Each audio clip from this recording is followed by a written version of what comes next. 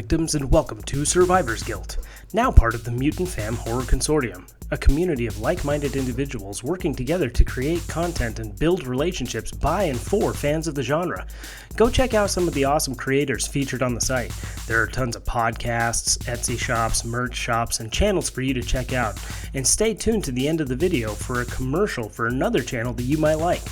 Now, I hope you guys like having your brain removed from your body and put in an animatronic dinosaur, and then when you go to retrieve your real body, the process of decomposition has left it unusable, because this movie is about to get spoiled. Today, we are taking a look at the 1994 horror comedy, Tammy and the T-Rex. Or, as the beginning credits on Shudder, a streaming service that you can check this movie out on, say, Tanny, with N's instead of M's, and I have no idea why. Tammy and the T-Rex, written by Stuart Raphael and Gary Brockett, directed by Stuart Raphael, and starring Denise Richards, Paul Walker, Theo Forsett, and Terry Kaiser. Tammy and the T-Rex is about a teenager who, after being attacked by a lion, has his brain extracted and put in an animatronic T-Rex, and must wander around town seeking revenge and a body for his brain with his girlfriend Tammy. We open up to Tammy, a cheerleader, who has started a relationship with Michael, a jock, after ending her relationship with Billy, a goon. Shortly after, Michael and Billy get in a fight that ends in a testicle-grabbing standoff.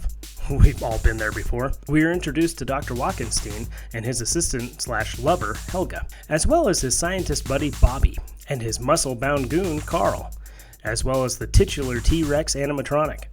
Dr. Wachenstein has the goal of making people immortal by putting their brains in animatronics so that they don't have to worry about their bodies breaking down. I'm not so sure that works. And after Billy and his goons attack Michael and leave him in a wild cat enclosure, he ends up in a coma, and Dr. Wachenstein sees his opportunity to attain the brain he's after.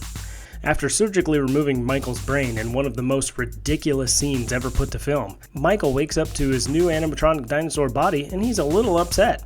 He starts his revenge by biting the head off of Bobby and crushing Carl under his feet, giving us our first 2 kills, and they are tremendously gory, and it's fantastic and hilarious. We are then treated to the animatronic scaring some theater goers, trying to use a payphone, and showing up at a party to get his revenge against the bullies who put him in a coma. At the party, he kills Wendy, guts Weasel, and decapitates Billy. You gotta catch this Billy, he's kidding around.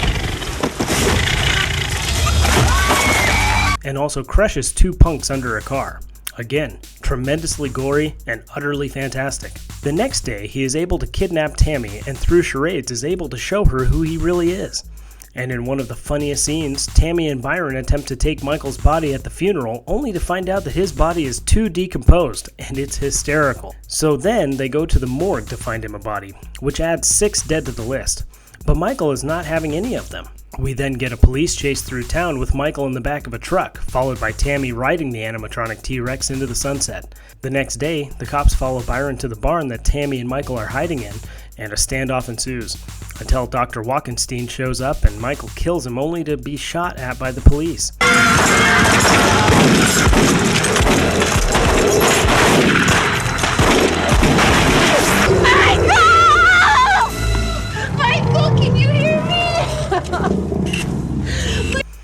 And the movie ends with Michael's brain in a dish connected to a computer and a camera in Tammy's room until they can find him a new body.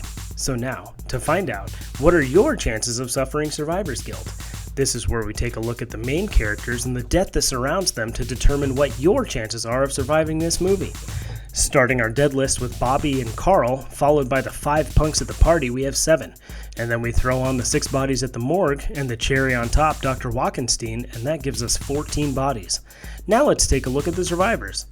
We have Michael, Tammy, Byron, Uncle Bobby, Tammy's mom and dad, Helga, the cops Norval and Neville, and Byron's dad, Sheriff Black, giving us 10 survivors. Well, of any significance at least.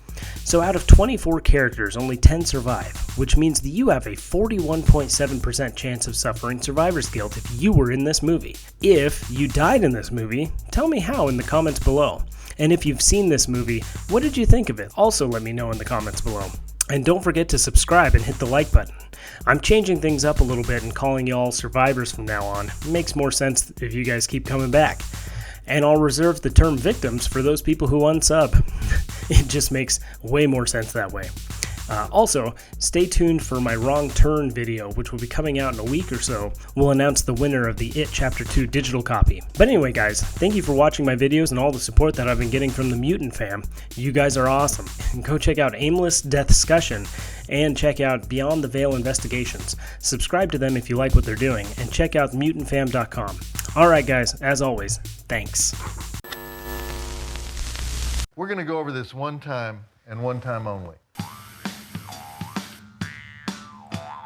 Hey everybody, have you heard the news?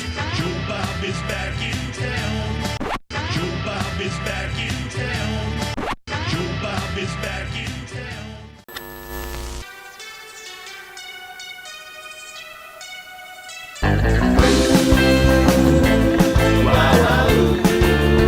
Make sure you hit subscribe. Whatever, I really don't care.